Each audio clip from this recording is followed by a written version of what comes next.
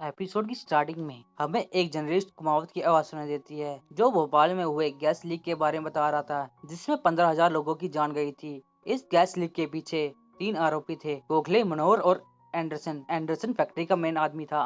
Police वालों ने इन सभी को अरेस्ट भी कर लिया था। पैसे की ताकत होने के कारण वो जल्दी छूट गए थे और एंडरसन को तो सरकारी प्लेन में बिठाकर वापस अमेरिका भेज दिया गया था। यह सब देखकर कुमावत काफी नाराज था। फिर हम 1984 का गैस लीक से 16 घंटे पहले का सीन दिखाया जाता है जहां पर हम इफ्तिकार सिद्दीकी को देखते हैं जो कि एक खतरनाक सपना देख रहा था और जिसके चलते वो उठकर बैठ गया था। सिद्दीकी भोपाल जंक्शन में एक स्टेशन मास्टर था और वो अपने बेटे को उसी की तरह एक सरकारी नौकरी करने के लिए बोलता है, पर उसका बेटा गैस की कंपनी यूनियन कार्बाइड में काम करना चाहता था क्योंकि वहां पर अच्छे रुपए मिल रहे थे। सिद्दीकी को वो कंपनी पसंद नहीं थी क्योंकि वहाँ पर कोई भी नियम नहीं था और वो अपने बेटे को वहाँ पर काम करने के लिए मना करता है और वो फिर अपनी जॉब के लिए चला जाता है। फिर सीन यूनियन कार्बाइड फैक्ट्री में शिफ्ट होता है जहाँ पर काफी तेज सायरन बज रहा था और वहाँ पर काफी लोग इधर उधर भाग रहे थे और कह रहे थे कि गैस लीक हुई है। वहाँ पर खड़ा हुआ एक आदमी बोलता है कि इस गैस को फ्लोर पाइप में डालकर जला देते हैं, पर वहाँ का इंजीनियर कमरुद्दीन बोलता है कि फ्लेयर पाइप तो 3 महीने पहले ही खराब हो गया था। फिर हम कमरुद्दीन को MIC टैंक के पास देखते हैं जहाँ वो उसे चेक करने के लिए गया था। वो कहता है कि अगर ये गर्म हुआ तो ये कभी भी फट सकता है जिसके कारण गैस लीक हो जाएगी और काफी सारे लोग मारे जाएंगे। पर वो वहाँ पर जाकर देखता है कि वो टैंक एकदम ठंडा पड़ा हुआ था।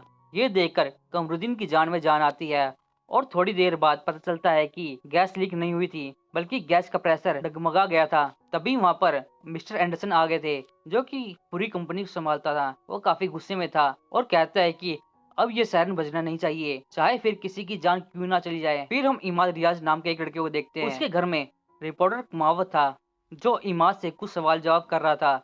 वो इमाद रियाज से कार्बाइड कंपनी के बारे में पूछ रहा था जहाँ पर इमाद बताता है कि कुछ समय पहले वो इस कंपनी में ट्रक चलाया करता था। वो बताता है कि यूनियन कार्बाइड फैक्ट्री पैरासाइट बनाती है जो कि मिथाइल आइसोसाइनेट यानी कि MIC से बनती है। इस पर कुमाद पूछता है कि MIC से क्या हानि होगी, जहाँ पर इमाद बताता है कि हमारे इंजीनियर साहब ने बताया था कि ये पूरी फैक्ट्री का सबसे खतरनाक केमिकल है जो कि एक पल में काफी लोगों की जान ले सकता था। इसके लिए बड़े बड़े सीमेंट के चैम्बर बना रखे थे ताकि इसके कांटेक्ट में कोई ना आ पाए। अगर इस केमिकल में पानी की एक बूंद भी मिल गई तो ये गैस जहर बन जाएगी, जिसके संपर्क में आते ही लोग एकदम मारे जाएंगे। फिर हम इमाद की माँ को देखते हैं जो उसे नौकरी पर जल्दी जाने के लिए बोलती है क्योंकि इमाद का आज रेलवे स्टेशन की नौकरी में पहला दिन था।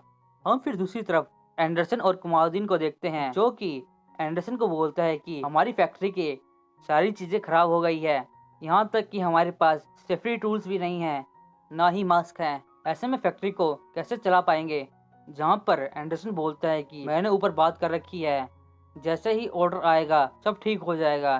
फिर हमें पता चलता है कि 1982 में कंपनी पर पहले से ही सवाल उठाए गए थे। वो फिर एक रिपोर्ट दिखाता है।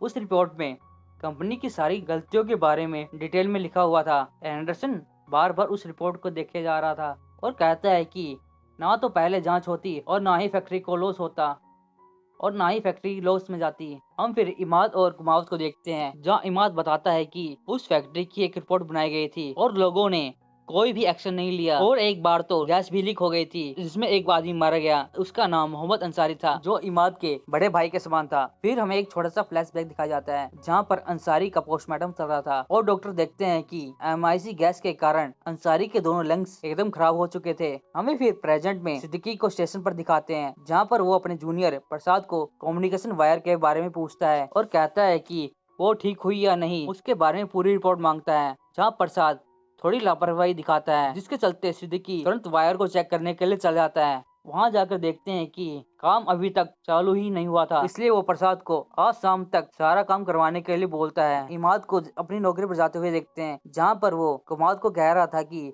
आज आपको रिपोर्ट भी मिल जाएगी क्योंकि मैंने एक खास आदमी से उस रिपोर्ट को लाने के लिए कहा है। वो खास आदमी और कोई नहीं बल्कि कमरुद्दीन था और वो दोनों वहाँ से चले जाते हैं। हम फिर इमाद को सिद्दीकी के पास देखते हैं जहाँ इमाद बताता है कि आज उसका पहला दिन है फिर सिद्दीकी उसका एक छोटा सा टेस्ट लेता है, जहाँ पर इमाद काफी होशियार था। वो इस टेस्ट में पास हो गया था। ये देखकर सिद्दीकी उससे काफी खुश होता है और उसे एक काम देता है। रात के समय तुम्हें मालगाड़ी को ट्रांसपोर्ट के लिए रेडी करना है और उसी समय लोगो पायलट को रिपोर्ट भी करनी है। तभी वहाँ पर विजया नाम की एक औरत आती है, जो कि स्टेशन में काम करती थी, जो सिद्दीकी को याद दिलाती है कि आज रात को उसकी बेटी की शादी है, इसमें आपको जरूर आना है। फिर हमें गैस लीक होने से 13 घंटे पहले का सीन दिखाया जाता है, जहाँ दिल्ली में बता रहे थे कि एक संसद को लूटने वाला मुजरिम पुलिस ढूंढ रही है, जिसने आज तक 27 डकैतियां की है और आज तक किसी को नहीं मिल पाया और सभी लोग उसे एक्सप्रेस बैंडिट के नाम से जानते हैं। उसी समय एक आदमी को देखते हैं, जो कि रेलवे स्टेशन पर एक आदमी को लूटने के लिए आया था। वो और कोई नहीं, एक्सप्रेस बैंडिट था। उसे पकड़ने के लिए वहाँ पर पुलिस भी आ गई थी। वो उस पुलिस से जान बचाकर एक अकाउंटेंट के पास आता है। वो अकाउंटेंट भी उससे मिला हुआ था, जिसके चलते वो सबसे ज्यादा पैसे वाले रेलवे स्टेशन को देखता है। भोपाल वाले रेलवे स्टेशन में इस समय 1 करोड़ रुपए से ज्यादा पैसा पड़ा हुआ था। वो उसी को चुराने के लिए निकल जाता है। फिर हम गैस लीक होने से 4 घंटे पहले का सीन देखते हैं, जहां इमाद अपनी रात की ड्यूटी पर जा रहा था।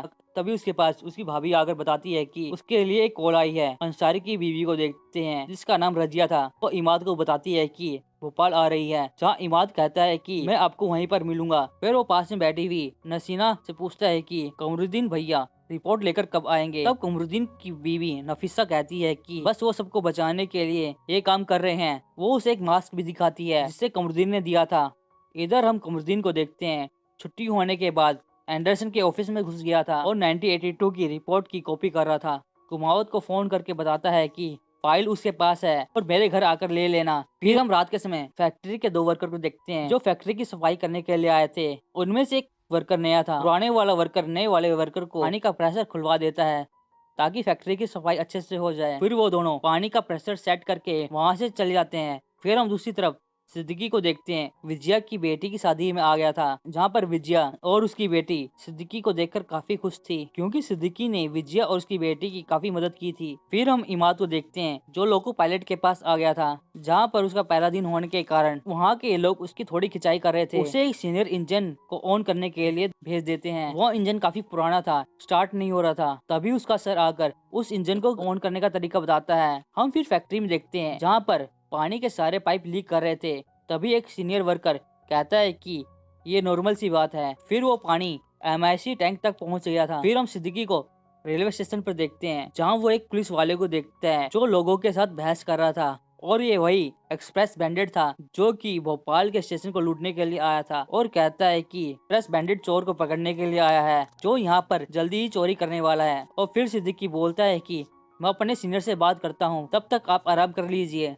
हम फिर सिद्दीकी को देखते हैं, जो आज का जमा हुआ कैश स्टेशन के लॉकर में रख रहा था और दूसरी तरफ से एक्सप्रेस बैंडिट सब देख रहा था, जहाँ पर प्रसाद कम्युनिकेशन वायर सही करने वालों से बात कर रहा था। वो उनसे कहता है कि कैसे भी करके आज कम्युनिकेशन लाइन सेट कर दो। कम्युनिकेशन वायर सेट करने वाला आदमी बोलता है कि वायर सही करने में कुछ टाइम लगेगा, कि कुछ टाइम के लिए कनेक्शन नहीं आएगा, इसलिए बाकी स्टेशन पर भी बता दो। इधर फैक्ट्री में हम एक इंजीनियर को देखते हैं। MIC के चैम्बर में अलार्म बज रहा था और वो सीधा जाकर उस चैम्बर को देखने के लिए चला जाता है। वहाँ पर जाकर देखता है कि वो चैम्बर बहुत ही ज्यादा गर्म हो गया था, कि उसमें कभी ब्लास्ट हो सकता था।